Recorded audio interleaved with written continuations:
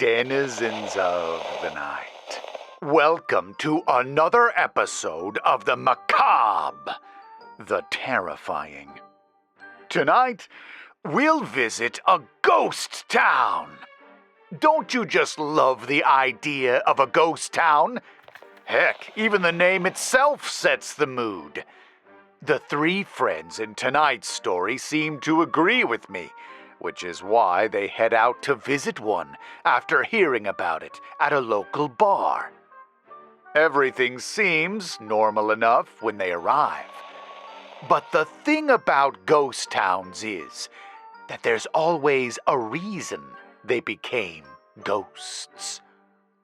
This story is called Some Abandoned Towns Shouldn't Be Explored and was written by J.L. Goodwin.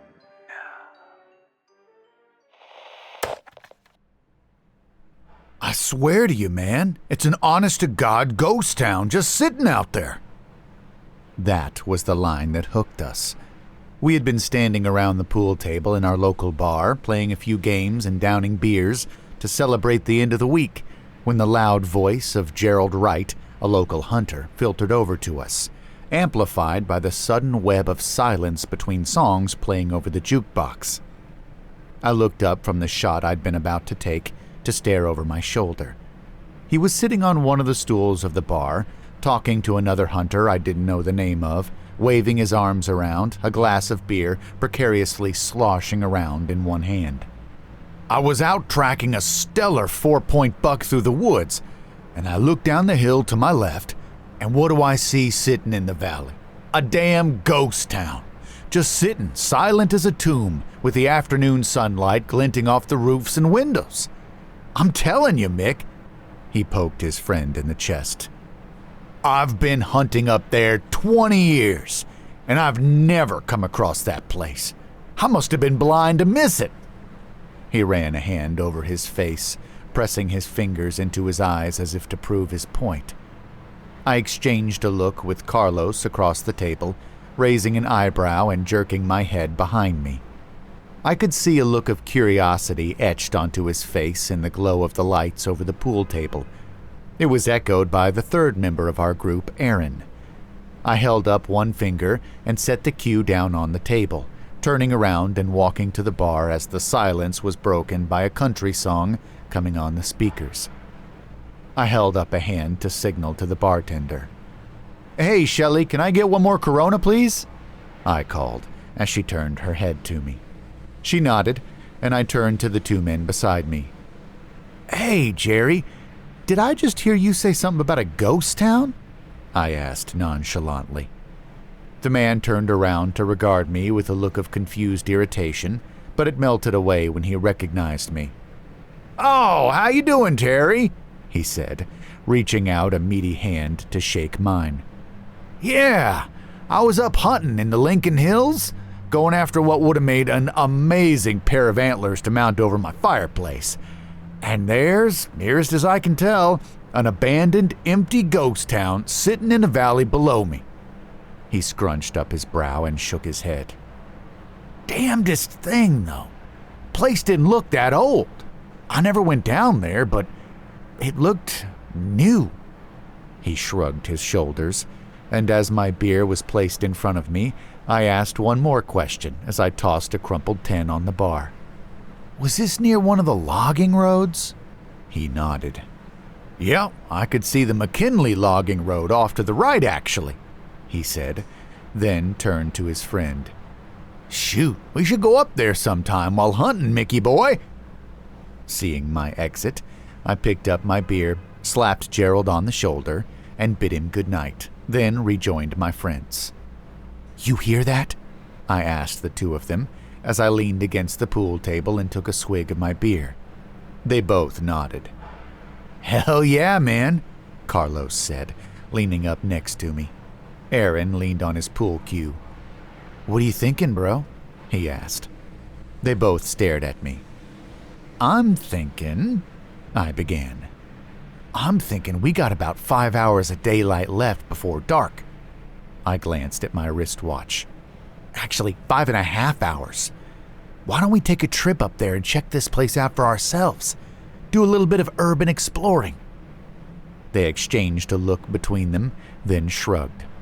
"Beats staying around here all night," Aaron said.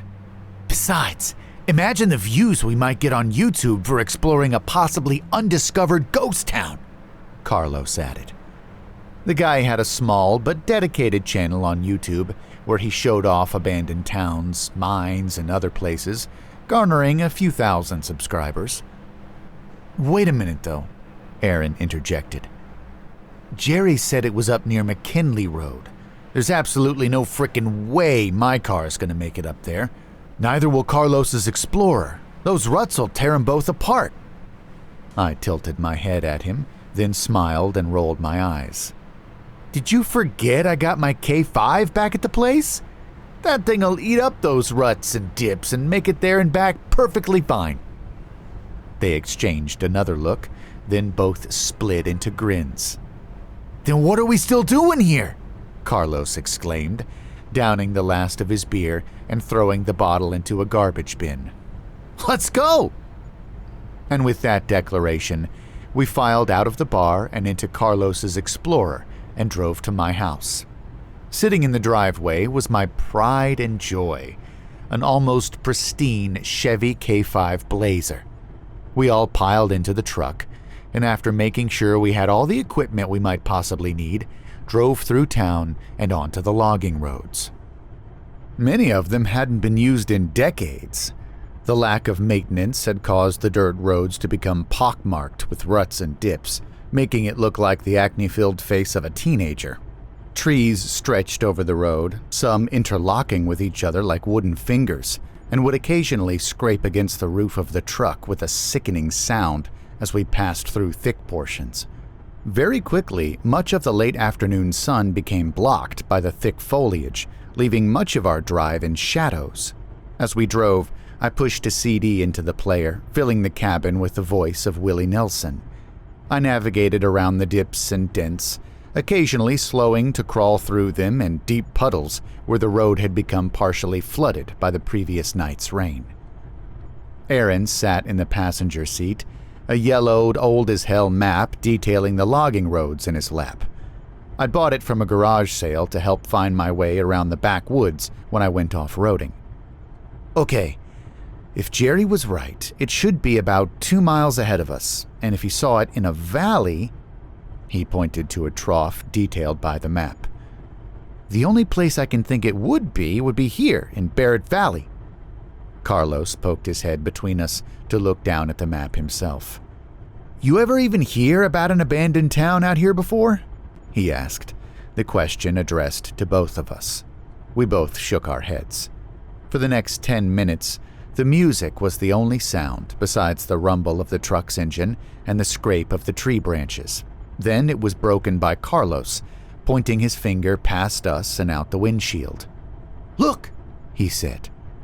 It would have been so easy to miss, being almost completely overgrown, but he had spotted something. It was an offshoot road, clearly neglected even longer than the road we were on. "Good eye!" Aaron cried, turning around and slapping him a high five. I stared at the road for a moment, though. I tilted my head sideways. There was a strange feeling I was getting from looking at it. I couldn't place it exactly, but it just felt unnatural. Shaking it off, I turned off the radio, then reached down and shifted the four-wheel drive into low gear. "Well, here we go, guys," I said, then turned slowly onto it. I will forever kick myself in the ass for not paying attention to that feeling. I know now it was an instinctive warning, one I failed to heed. It became, if possible, even more slow-going. I could barely see the edges of the road as the bushes had already begun to regrow in the middle of it, a sign that nature had long since begun to reclaim this for itself. I turned on the truck's headlights, along with the roof-mounted lights to help see where I was going. For about 10 minutes, that's all that we saw, unending trees and bushes pressing in on us as though they were trying to trap us in place. Then they began to space out, and the road became visible again.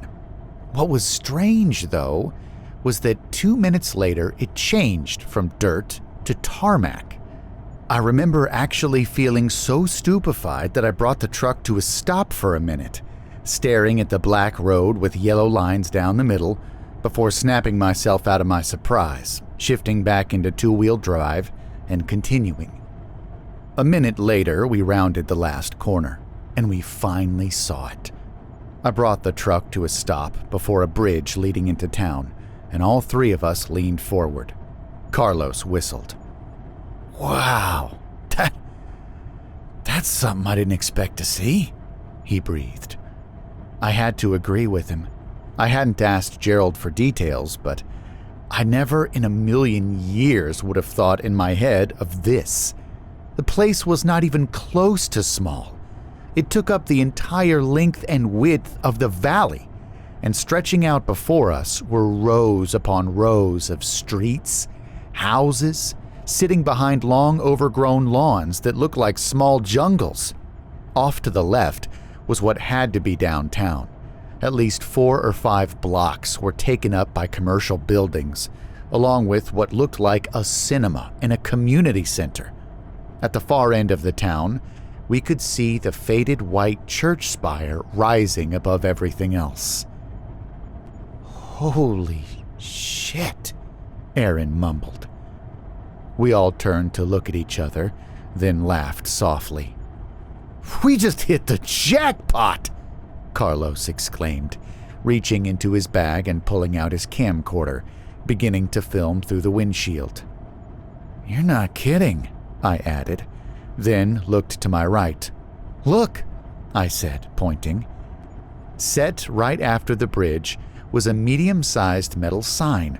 In white letters that stood out from the blue background, it proclaimed, "Welcome to McCamey, population 12,463. "Dude," Aaron said as Carlos leaned forward to zoom in on the sign. "Not even our town has a population of 12,000 people." He looked around. "And this place looks too new to be from any more than 30 years ago." He was right. The design of the houses and the commercial buildings looked far newer than any abandoned town I'd stumbled across. "So why do you think it's empty and we never heard about it before?" I asked, turning around in my seat to look at Carlos. He shrugged, running his free hand through his short brown hair. "Maybe it was a planned expansion of the area that never came to be. Maybe it was meant to be a new development, but the company or people financing it ran out of money and had to abandon it." The idea somewhat soothed the eerie feeling that gazing over the town had filled me with. Carlos is right. He has to be. Just some rich idiot's pet project that bankrupted him. Repeating that thought in my mind, I slowly pressed on the gas and we crossed over the bridge, which rattled slightly, into town. Now, if you, during the pandemic, ever got to see how eerie it looked, to see what should have been a populated area completely deserted, take that and amplify it 10 times, and you'll have an idea of how it felt to drive through McCamey. The noise of the truck's engine and exhaust bounced and echoed off the buildings and surrounding hills back at us through the open windows we'd lowered to let the cool air inside and for Carlos to film. We crisscrossed through some of the residential streets first, looking to see if we could see any abandoned cars parked in the driveways or anything of the sort. But we never saw any. All we saw were the houses, all which seemed to have a relatively modern design to them, but aged by the elements, paint ripped off the sides and gutters hanging precariously off the roofs. More than a few had their windows broken. I noticed that some were broken inwards instead of out, as I saw no broken glass among the tall trees and weed-infested front yards. Then we stopped at the church. Its white paint was fading as well, and the front doors stood wide open. We could see inside, where, visible in the slight gloom, many of the pews had been upturned. The pulpit had been destroyed, likely by vandals, I thought, and the statue of Jesus crucified on the cross was barely visible behind its remains, having been knocked to the floor. I shifted my eyes from the mess inside to the announcement sign at the end of the walkway leading up to it. The glass had fogged up with many years of disuse, but I could just barely make out the white letters which had been set up behind it. Save yourselves from the pestilence. God is here to offer you salvation. I couldn't understand why, but I unwillingly shuddered reading it, a chill shooting up my back. The guys had noticed it as well. What the hell did they mean by the pestilence? Carlos asked, zooming in on the sign. Hell if I know, I said, for some reason unwilling to look back into the church. The shuddering feeling came over me again. To use the old phrase, it felt as though someone had just walked over my own grave. Aaron looked at his phone. Well, we have about 2 hours of daylight remaining. You want to go check out the downtown area? I let out a deep breath I hadn't realized I'd been holding, then nodded. Yeah, why don't we go check that out and then get back to town? I honestly don't want to drive those logging roads after dark. They accepted my answer and turned away, but I knew I'd been full of shit. It had nothing to do with the logging roads. It was here that I didn't want to be when the sun went down. I put the truck in drive, and with just a little too much of a push on the gas, pulled away from the curb. We drove back down the main boulevard towards the downtown area. About 5 minutes later, we had pulled into a faded parking space in the downtown square. Dirty windows concealed the surrounding buildings' interiors, but the signs above, as broken and dirty as many were, still showed what they had been. Just from our space, we saw a laundromat, a library, a town newspaper building, what looked like a video rental store, a repair garage, a convenience store, and at the end of the square, the community center. Hold on, I said, shutting the truck off and pulling the key from the ignition. Using another key on the ring, I unlocked the center console and, opening it, pulled a small black case from it. I opened it, revealing a silver handgun. Well, damn! Aaron exclaimed. I snorted, then held it up as I picked up 2 magazines from the box as well. Beretta, don't leave home without it. I pulled a holster from under the driver's seat and, with a little wiggling, hooked it onto my thigh. I slapped a magazine into the gun, then clipped it into the holster, stuffing the extra one into my shirt pocket. Not taking any chances, are you? Carlos asked, lowering his camera. I shook my head. Not around where there's a large wolf population. Last thing I need is to explore this place and get ambushed by a wolf or cougar which took up residence somewhere. Kicking open my door, I hopped out and made my way to the back of the truck as the others followed. I opened the tailgate and reached inside, pulling out another case, inside which was a hunting rifle, along with 3 high-powered flashlights. I handed Aaron the rifle, along with some extra ammo, then passed out the flashlights. Just in case, I said to Carlos, who looked perplexed at the firearms. The guy's only lived out here 5 years. He doesn't know why it's a good idea to carry out here all the time, especially after the Connors incident. I winced as I recalled the wolf attack on the now-dead hiker. So, where you want to start? I asked, glancing at my watch. We got about an hour or so to check this out if we want to be back before nightfall. The 2 of them looked around, Carlos already holding up his camera. Well, I was thinking of starting with the library, then making my way to the newspaper building. Could help to find out when this place was abandoned, if it ever even had residents. I scrunched up my mouth a bit.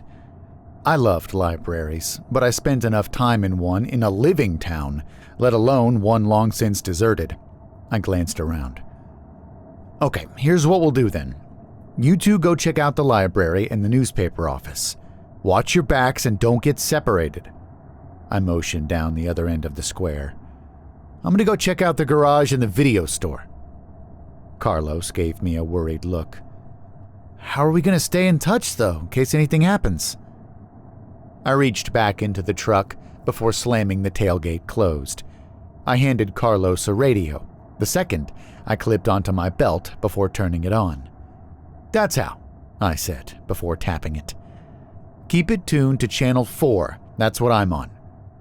They nodded, and after a final exchange of be safe, we parted ways.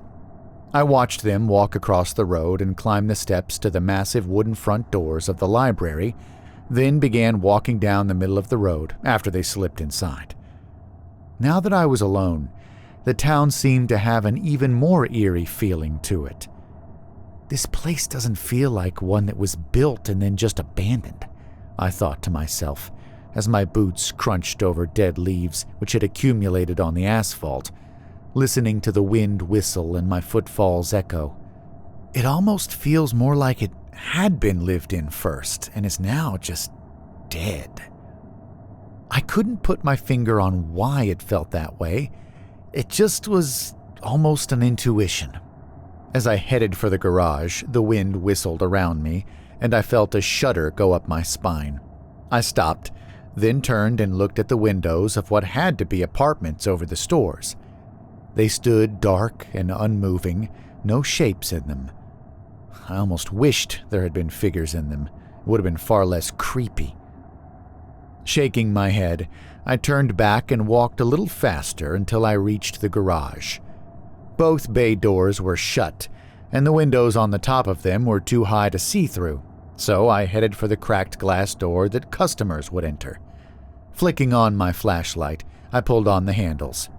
It opened after a moment of tugging, causing a bell hooked on the inside of it to ring. I stepped inside and looked around as it shut, the sound echoing in the stillness. Directly in front of me stood the main counter where the mechanic would greet customers.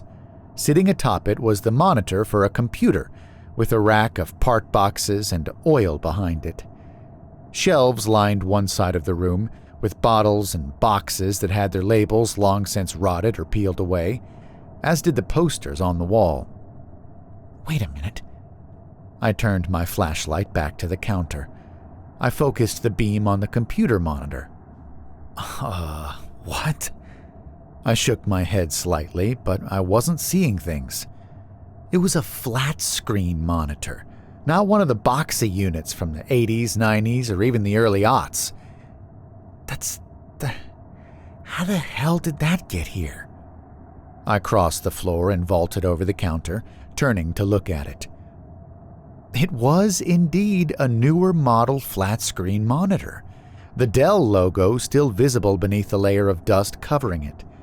I couldn't see the tower, only the monitor and keyboard. Shaking my head, I turned away and stepped through the door leading to the repair bays. I shone the light around the dark, expansive room.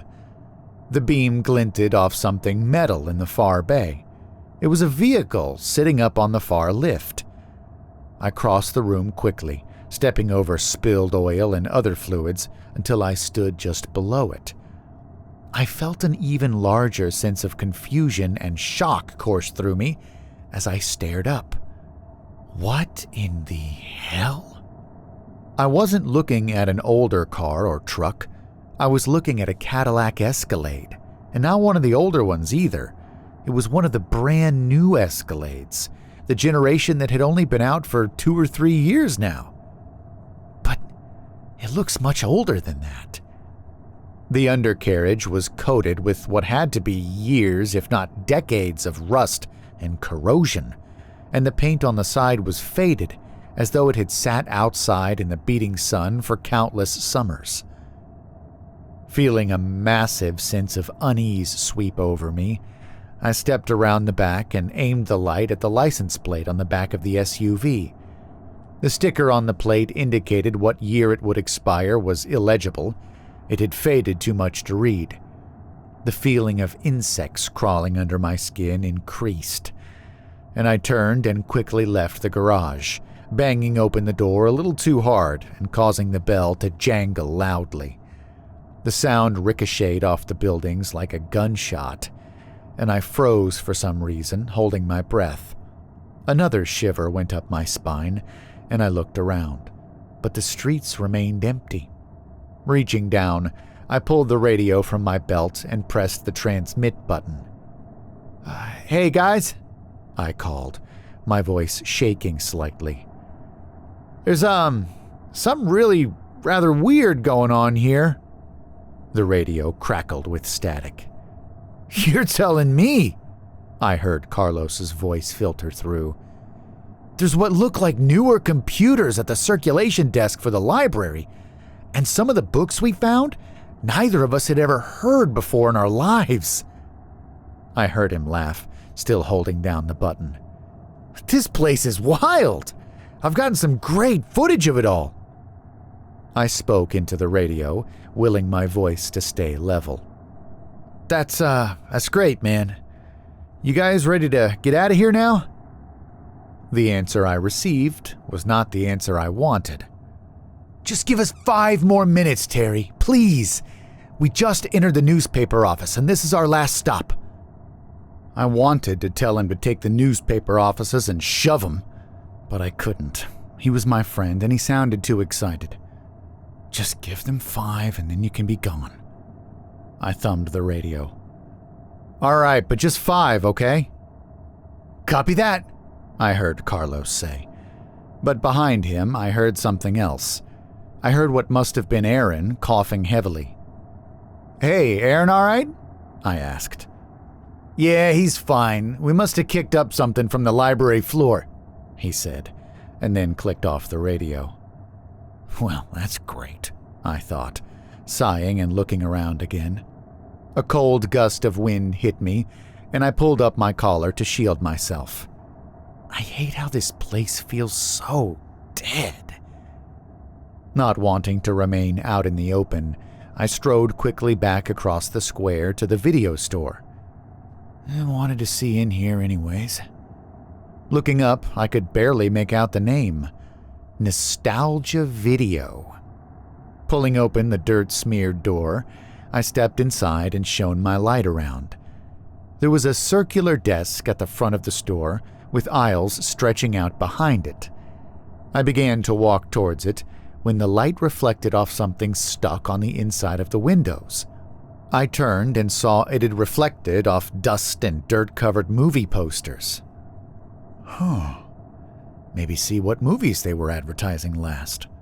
Trying to take my mind off the sense of uneasiness slowly being replaced with a, for the life of me I couldn't understand why, existential dread, I crossed the room and, using the sleeve of my coat, wiped away enough so one could be read. Stepping back, I stopped, trying to process what I was looking at. I stared in confusion. The Nun 3? I blinked rapidly, biting my lower lip. I am a huge movie buff, and I knew for a fact that there was no movie which had come out in the last few decades called that. There was a movie called The Nun, which had come out in 2018, and a sequel that came out in 2023. But no, this makes no sense. I looked down at the bottom of the poster, at the smaller lettering. 20th Anniversary Re-Release.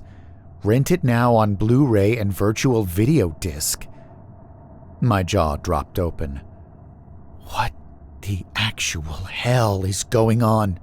I whispered. Okay, Ter, time to get out of here, now. Turning and feeling as though I just stepped off a roller coaster, I stumbled out of the store and into the fading light. I put my hand to my head and took in deep breaths, trying to steady myself. That's when the door to the newspaper office across the street burst open. I snapped up, yanking the pistol out of its holster on instinct. But I stopped when I saw Aaron and Carlos dashing down the steps. The looks on their faces made whatever I was about to say die in my throat. Both of them had pale, terrified expressions on their faces, as though they'd just seen a monster or a murder. Carlos had something clenched in one hand. Guys, what the I began, but they tore past me, both screaming for me to follow them.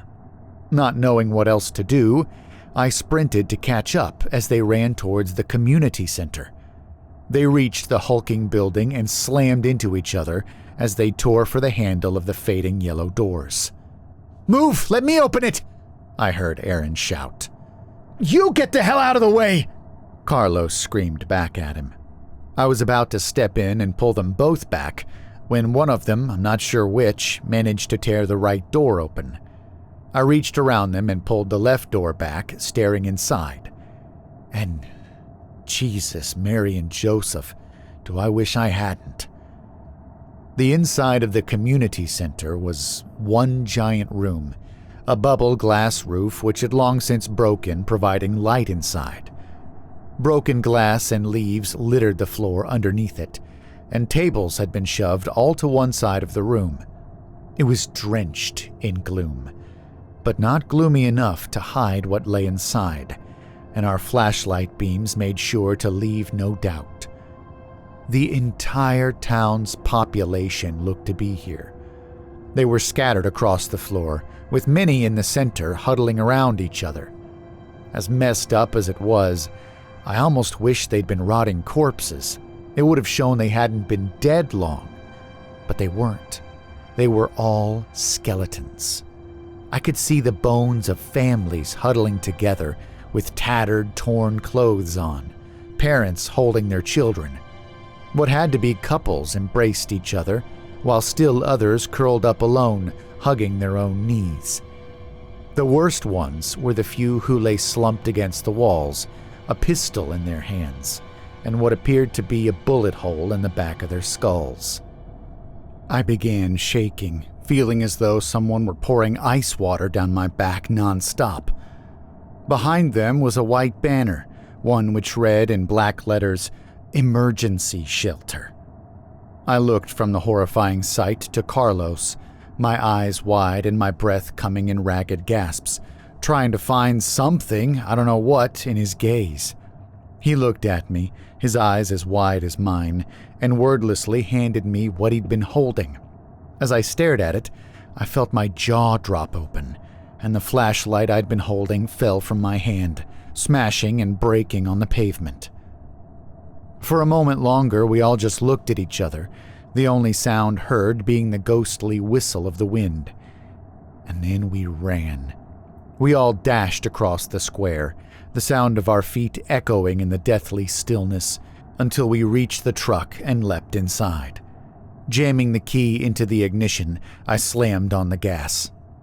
I almost flipped the truck from how sharply I turned the wheel as I swerved onto the road leading out of town, sending it airborne over the bridge before crashing back down in a shower of sparks. "My camera!"